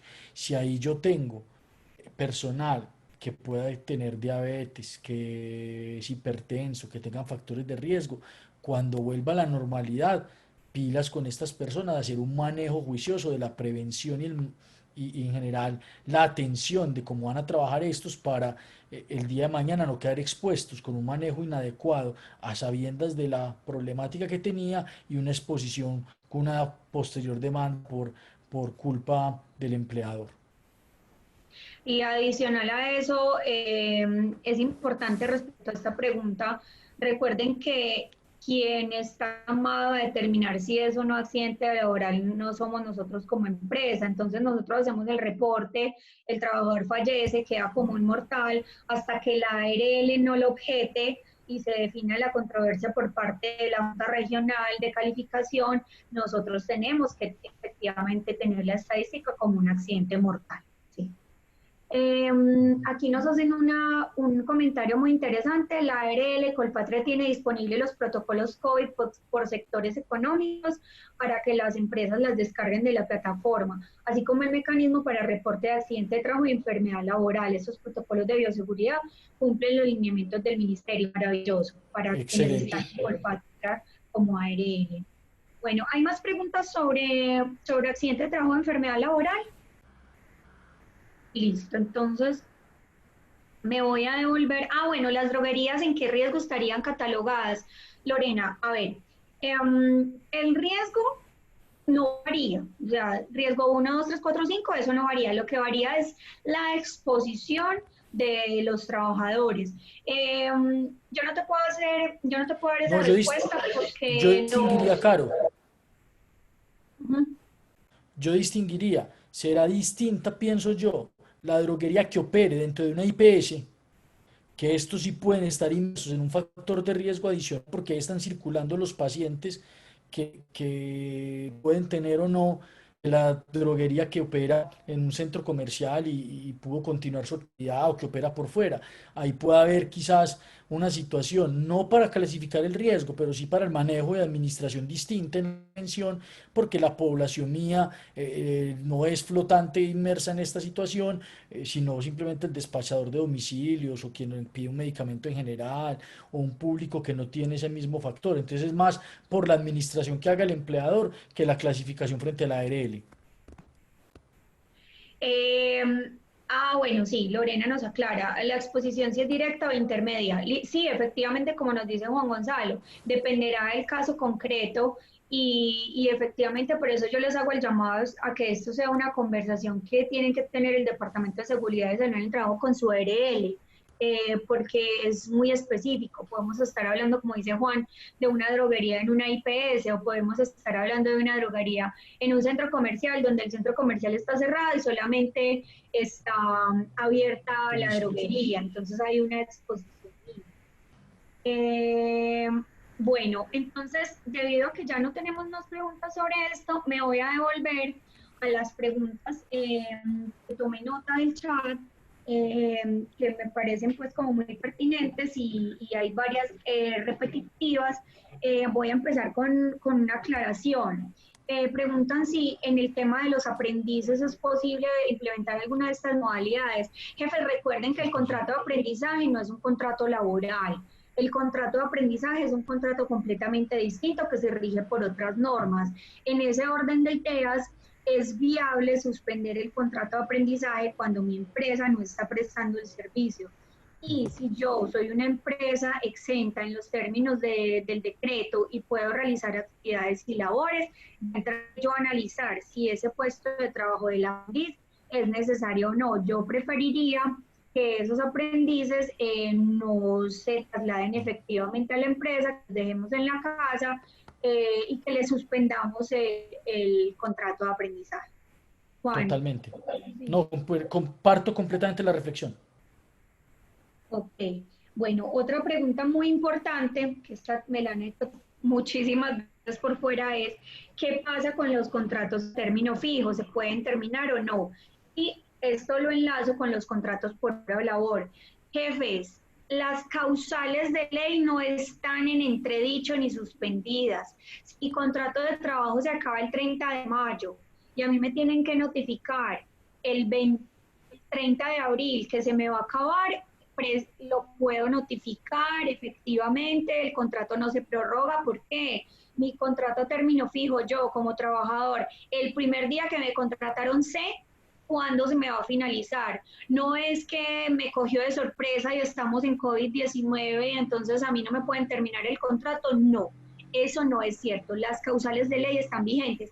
Igual situación opera con el contrato por obra o labor. Entonces yo sé que hay muchos de ustedes jefes aquí que son contratistas de constructoras y la constructora nos suspendió la obra o labor. ¿Tenemos causal para terminar el contrato de trabajo por obra o labor? Sí, efectivamente, porque no hay obra y no hay labor que realizar y no hay fechas tampoco determinadas.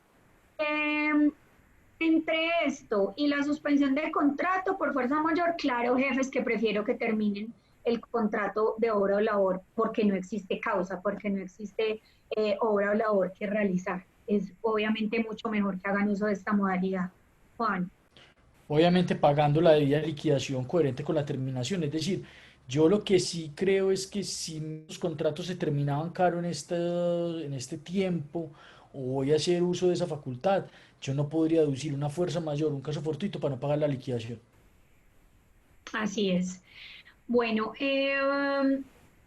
bueno, y otra inquietud que por aquí la noté es que si tengo que notificar a un trabajador en este momento de la terminación del contrato y el contrato está suspendido, ¿esa notificación es legal? Sí, efectivamente. Tengo a los trabajadores en suspensión por fuerza mayor o caso fortuito hasta el 27 de abril y le tengo que notificar el 25, le notifico común y corriente el 25 de mayo se le acaba su contrato de trabajo y es perfectamente legal. Así es. Bueno, con el tema de la estabilidad laboral reforzada, entonces hablemos en sentido muy amplio. Sabemos que la estabilidad laboral reforzada implica el fuero de salud, el fuero de maternidad, el fuero de prepensionados, el fuero de los padres cuya compañera está en estado de maternidad o de lactancia. Entonces, ¿qué pasa con esos trabajadores? Miren, mi concepto, y ustedes me conocen como abogada de empresas, he estado en muchas de las empresas de ustedes a través de Serentia o de Seguros Bolívar en el pasado. Mi criterio es, estas medidas, y Juan Gonzalo ya lo tocó, no obedecen a la persona. Estas medidas obedecen a la contingencia de la situación de la empresa.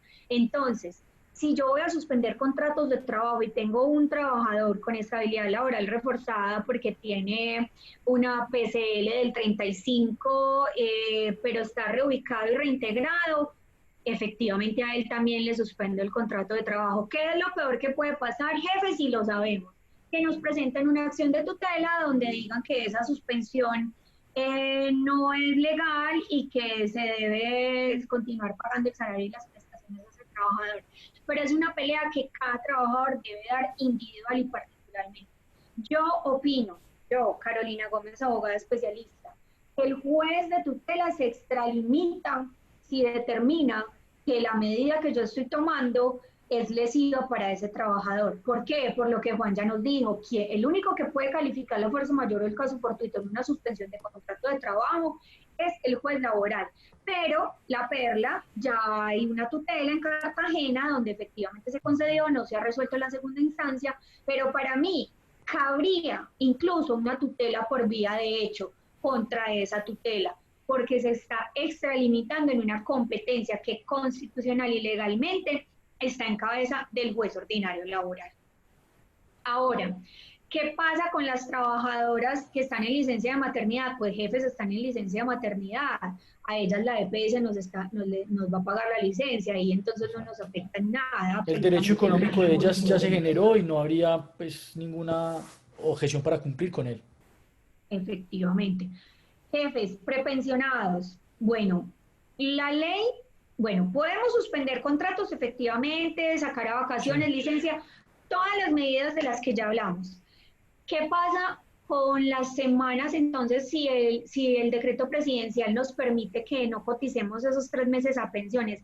Yo ahí sí me llevaría la mano en el corazón y les diría, no lesionemos esa expectativa de mi prepensionado o prepensionada de pensionarse y sigamos haciéndole la cotización a esa persona específicamente para no perjudicarle mañana o pasado mañana, porque también sabemos, jefes, que cuando el trabajador cumple la edad y ya se va a pensar pensionar y empieza a hacer los trámites, entonces cualquier interrupción o cualquier cesación de aportes le genera un caos y la entidad, si es Colpensiones, Dios mío, yo misma me estoy grabando, pero no vayan a repetir esto, pero sabemos que si es Colpensiones, se nos va a se nos va a excusar en eso para no reconocer de manera inmediata la pensión. Entonces, con esos prepensionados, mi recomendación, aunque legalmente puedo ejercer cualquiera de las opciones, es que no le dejemos de cotizar a pensión. Ahora, lo que decíamos al comienzo, estamos jugando con las reglas que hoy tenemos sobre la mesa. Si el decreto sale y dice, será una discusión puramente económica, pero se computarán las semanas como si hubieran sido cotizadas, pues ya sabemos que ahí está la solución. Así es, sí, efectivamente. Mónica Pérez nos hace una pregunta, yo se la voy a devolver. Si en este momento tengo una empleada en embarazo y ella desea renunciar, ¿es viable aceptar su renuncia? ¿Y por qué va a renunciar, Mónica? Por Dios, está en embarazo, o sea, es el momento donde necesita mayor protección, pero pues efectivamente si va a renunciar por escrito, sí, y que de manera voluntaria lo haga, sí, porque no la podemos compelir a que continúe prestando la actividad laboral, aunque me parece un caso muy sui generis. Es Bueno, más, la por hora escrito de su puño y letra, ni de siquiera su le puño y presto la letra. impresora. No, ni el lapicero, que me traiga, ni la hoja, que me traiga la hoja, la comunicación de su puño y letra firmada y con huella, pues como hacían los viejitos firmando letras de cambio. Bueno, Hay una pregunta de Lorena Caro que yo quiero aclarar. Lorena dice, cuando se suspende el contrato se debe continuar pagando salud y pensiones. Lorena, sí, si es por fuerza mayor y caso fortuito, se siguen pagando. Lo que pasa es que tenemos que esperar lo que pase con la reglamentación de pensiones, pero hoy, a las 11 de la mañana, salud y pensión se sigue pagando, riesgos no, porque hay prestación del servicio, tanto cuando hay fuerza mayor o caso fortuito como cuando se presenta la otra causal de autorización. sí, Isabel nos hace una pregunta súper pertinente. Hay una persona que ya ingresó documentación para pensionarse, está en vacaciones y entró ayer, estaba en vacaciones, entró ayer y entra a salario sin prestación del servicio. ¿Le puedo pagar sobre el mínimo o para no perjudicarla sobre el normal en Colpensiones? Lorena, perdón, Isabel, sabemos cómo es Colpensiones. Démonos la pelita para que le salga rápido esa pensión. Estas pensiones de Colpensiones, cuando no hubo traslado de régimen, se están resolviendo en 2 meses, no, ni siquiera en los 4 meses de ley. Entonces, démonos la pela y coticémosle completo para beneficiarle. Sí, ¿Listo? porque ella está construyendo su IBL para que no se afecte. Sí. Bueno, ahora hay otra pregunta que hacen, eh, que si las empresas exentas pueden tener personal en vacaciones y otros en teletrabajo laborando, sí, todas las medidas pueden coexistir. Recuerden lo que ya les dijimos acerca de la suspensión de contratos. Yo puedo tener un departamento completo de mi empresa en suspensión de contratos, pero el que necesito para mi viabilidad y operatividad no necesariamente tiene que estar en puede estar haciendo teletrabajo, puedo combinar las vacaciones con el Li- teletrabajo, las licencias. Juan. No, lo importante es si voy a hacer la suspensión por fuerza mayor, aplicarle el criterio de si cumple el evento y puedo sacar ese departamento o esa línea de negocio a suspensión. Ujú. Efectivamente, bueno. Y otra persona nos pregunta si en la carta de las vacaciones tengo que señalar fecha de inicio y fecha de reintegro. Claro, claramente, porque es que entonces el trabajador no puede salir a vacaciones sin saber cuándo regresa, ¿no? Lo que pasa es que si yo, por ejemplo, digo, salen a vacaciones mis trabajadores el 15 de abril y entran el 28, perdón, el 27 de abril, y nos sale un decreto presidencial que nos amplía otra vez el aislamiento y como empresa vamos a tomar otra vez medida de vacaciones, vuelvo y realizo otra comunicación, no hay ningún problema, pero tengo que determinar efectivamente fecha de inicio y fecha de terminación de las vacaciones. Eh, Otra pregunta es que si la notificación se envía al empleado por correo, debe haber respuesta por parte del empleado para que sea aprobada. ¿Notificación de qué, Carolina? No tengo claro la notificación de qué. Con el tema del acoso laboral, Puede haber acoso laboral cuando se exige que las personas laboren en días festivos como Semana Santa o en dominicales. A ver, recordemos que el acoso laboral es una conducta que va encaminada específicamente a causar, a inducir la renuncia o a causar un efecto en el trabajador y que además debe ser una conducta reiterada, no puede ser una conducta que haya sido cometida una sola vez, salvo ciertas excepciones. Entonces, el hecho de que el empleador me diga que trabaje en estos días festivos no es per se acoso laboral. Uno. Dos, depende de mi cargo. Si yo soy un trabajador de dirección, confianza o manejo, recuerden que no estoy sometido a la jornada máxima legal. Y tres, la Corte ya ha dejado muy claro que a los trabajadores que se les exige que estén laborando fuera de su jornada laboral o que estén en permanente disponibilidad, tienen derecho a la retribución o pago de horas extras, porque la disponibilidad debe ser remunerada. Entonces la respuesta es no, no es acoso laboral que yo le pida al trabajador que labore fin de semana, menos si es un trabajador de dirección, confianza o manejo, y claramente pues respetando como sus horarios de descanso. Juan, ¿alguna precisión No, sobre eso? ahí súper clara la reflexión.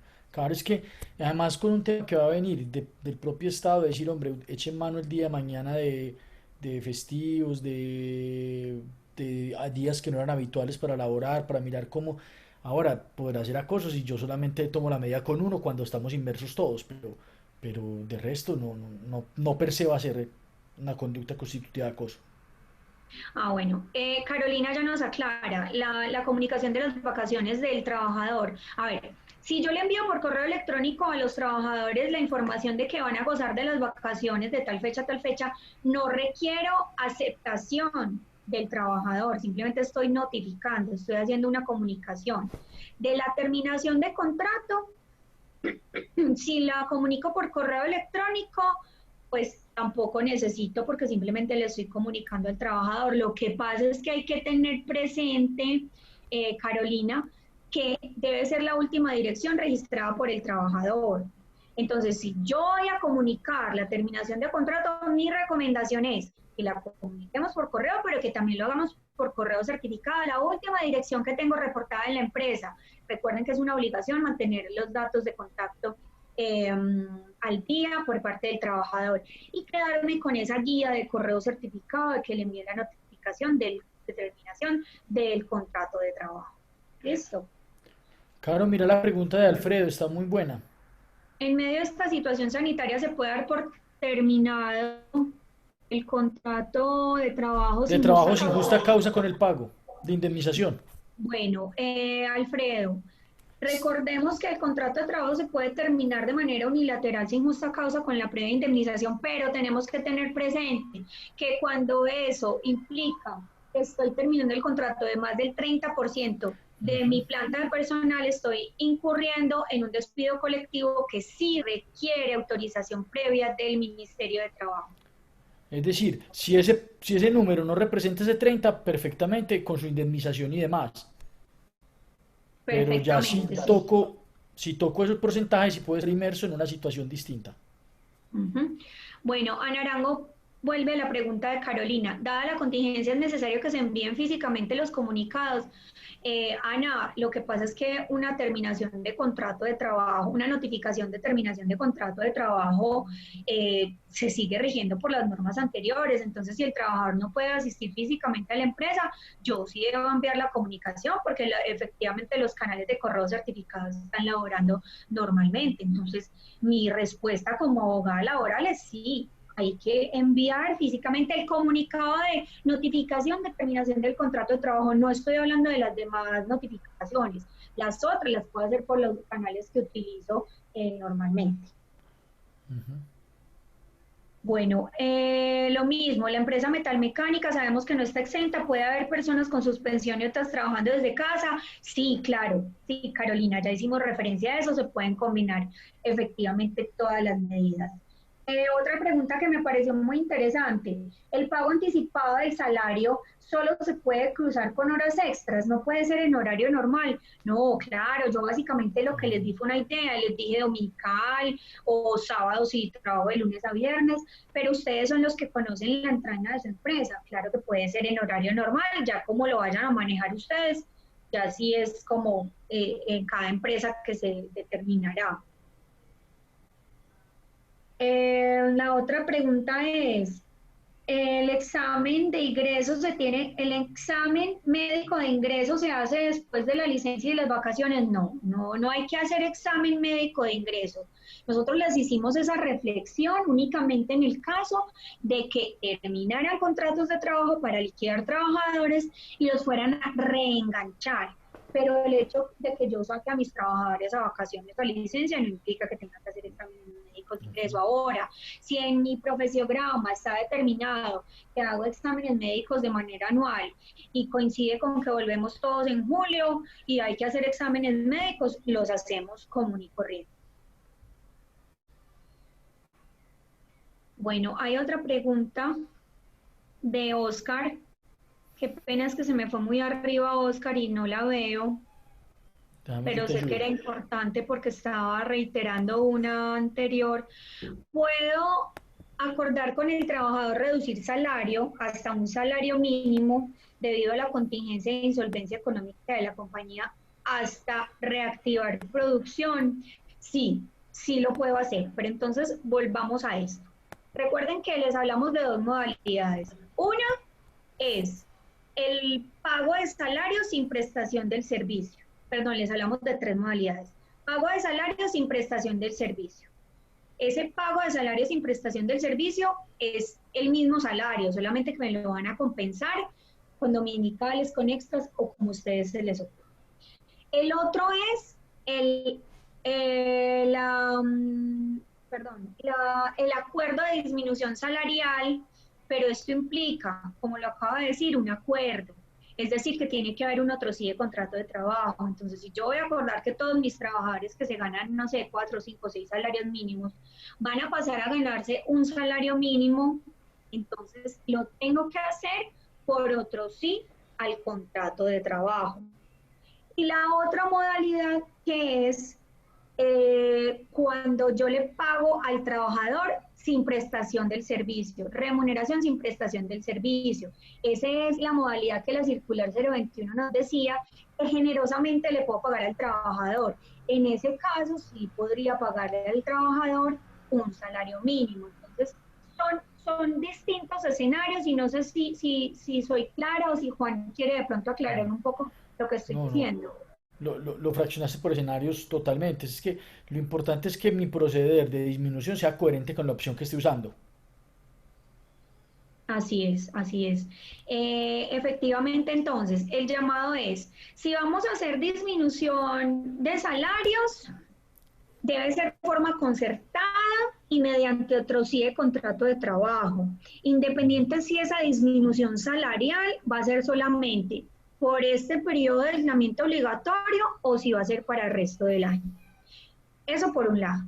Si lo que voy a hacer es que le voy a decir a los trabajadores, váyanse, porque no podemos prestar el servicio, y yo les voy a dar un beneficio en casa, pero no tienen que trabajar ni realizar ninguna actividad, y les voy a garantizar el salario mínimo, no tengo que llegar pues a un acuerdo escrito, pero no puede ser inferior al mínimo. ¿Listo? Y lo otro es el pago anticipado del salario, que ya lo pusimos y ya lo aclaramos. Creo que ya resolví pues como esas duditas. Sí, sí. Bueno, y no tengo por aquí, no tomé nota de otras preguntas, no sé si hay preguntas nuevas, Juan, que ya las hayas leído. Ah, bueno, Estoy Luisa aquí Toledo, mirando. trabajadores bajo modalidad de prestación de servicios que reciben ingresos inferiores a un mínimo deben seguir pagando seguridad social. A ver, Luisa, lo que pasa es que recuerda que tenemos que diferenciar entre contratistas y trabajadores independientes. Los contratistas son aquellos que tenemos un contrato de prestación de servicios de manera permanente con empresas. Eh, los que somos contratistas de personas jurídicas privadas o públicas, obviamente tenemos que realizar aportes a seguridad social que debemos presentar junto con la cuenta de cobro. El decreto no se ha expedido, entonces no sabríamos decir si vamos a estar exentos, yo creería que sí, en el pago de pensiones. Ahora, los independientes que están recibiendo ingresos inferiores a un mínimo, pues yo creería, Luisa, que no tienen que pagar seguridad social, pero tendríamos que hacer la novedad de retiro para que mañana cuando nos Exacto. reactivemos no nos vayan a cobrar. Exacto, para que no genere una deuda presunta y tener ese inconveniente de temas de cobro, reportar novedad. Porque yo soy, Sí. por ejemplo, abogado de empresa, la empresa que le presto el servicio, no le puedo prestar el servicio porque no está operando y no necesita nada de lo mío. Entonces, efectivamente. Así es. Claudia Rodríguez nos hace esta pregunta que ya habíamos resuelto al inicio de la charla. ¿Cuántos Ujú. periodos de vacaciones puedo anticipar? Los que sean necesarios para atender la contingencia, con las Solo que precisiones está que le hacemos. la recomendación nuestra es, como eso tiene una finalidad, pues de pronto tratar de no dejar a esta persona sin vacaciones mucho tiempo. Entonces, de pronto un periodo un poquito más, pero no quizás jugarnos a todo con periodo de vacaciones. Así es. Mónica Pérez nos pregunta algo importante. Ay, se me fue. ¿Sirve de algo hacer actas de transacción de terminación de contratos para no superar el porcentaje de despidos colectivos? Juan, quiero oír tu respuesta. Sí, no, sí, lo que pasa es que como todo acuerdo de voluntades conciliatorio de transacciones es susceptible que el día de mañana me lo ataquen por un vicio del consentimiento, porque no obedecía a mi real voluntad, sino camuflada esa voluntad, se declare la nulidad de esa transacción y eso contará como un despido y para términos porcentuales también. Sí, efectivamente. Lo importante igual ahí, Mónica, es que en el acuerdo transaccional se diga que la terminación de contratos es por mutuo acuerdo, porque ahí pues Exacto. estaría mucho más en Ahora, entredicho. si buscamos los antecedentes de la Corte, Caro, para que declaren las nulidades de eso, tiene que ser una situación grosera, pues, de casos que han encerrado a tres o cuatro trabajadores en una oficina, hasta que no firman, no los dejan salir, pues, pero de resto, la Corte dice, no, aquí hay una voluntad y la voluntad se puede desplegar. Así es. Bueno, y Tatiana también nos hace una inquietud, que qué pena, ya la había hecho y no tomé nota de ella, discúlpame. En el tema de vacaciones anticipadas, ¿es legal que después de que ya haya trabajado me notifiquen que ese periodo me lo van a pagar como vacaciones? A ver, yo estoy entendiendo que estuviste trabajando y que después te dicen esos días que trabajaste te los voy a pagar a título de vacaciones. No, no, eso Uy, no yo es creo que legal no. porque los trabajaste efectivamente. Lo que sí podría ser legal es que en este momento estés en la casa, que hayas tenido vacaciones hasta el día de ayer, por decir algo, 13 de abril, y que hoy no te dijeron si tenías que ir o no, y hoy te notifiquen, Tatiana, le estamos concediendo otro periodo de vacaciones. Eso sí sería legal. Pero si estás prestando el servicio, no, si estás prestando el servicio, claramente tienes derecho a la remuneración porque estás laborando y no se puede contar como si fuera un día de vacaciones. No, pues no tiene ningún sentido. Y por aquí Di- nos dicen que también la distinto, Caro, vigente. distinto, Caro, es a Sí, que conmigo la empresa haya negociado que me vaya a vacaciones y llevando 5 días de los 10 que me había señalado, me diga, suspendamos las vacaciones porque la línea se reactivó, la podemos hacer por teletrabajo o quedamos en la nueva excepción y podemos, ahí será distinto, solamente disfruté 5, me quedarán 5 y ya miraremos cómo compensamos lo económico. ujú, efectivamente, ahí nos están aclarando que a otra persona también le pasó que me sacaban a vacaciones, me pusieron a trabajar y en la actualidad no es claro si estoy o no en vacaciones. A ver, Eso si es una práctica. estás trabajando, no estás en vacaciones, o sea, eso sería un absurdo. Y ahí sí habría lugar, pues, como a una queja ante el Ministerio de Trabajo porque no tienen ningún sentido. Y un absurdo además porque cómo lo reportaron a la seguridad social, porque entonces esta persona no está en riesgos y tiene un riesgo efectivo porque está trabajando. Sí, ten claro que no estás en vacaciones y ten claro que si ocurre algo, hay cobertura plena de riesgos laborales porque estás realizando actividades. Bueno, les agradecemos muchísimo, una participación muy nutrida, muy interesantes las preguntas.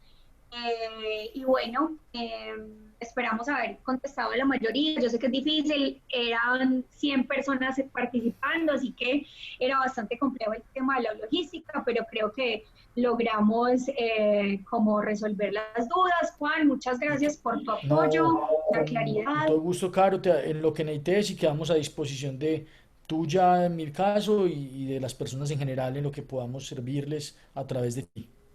Bueno, ahí les dejamos nuestros números. Igual ustedes saben pues que trabajamos con Serentia y lo que necesiten, aquí estamos. Feliz día. Un abrazo. Bueno, hasta luego. Gracias.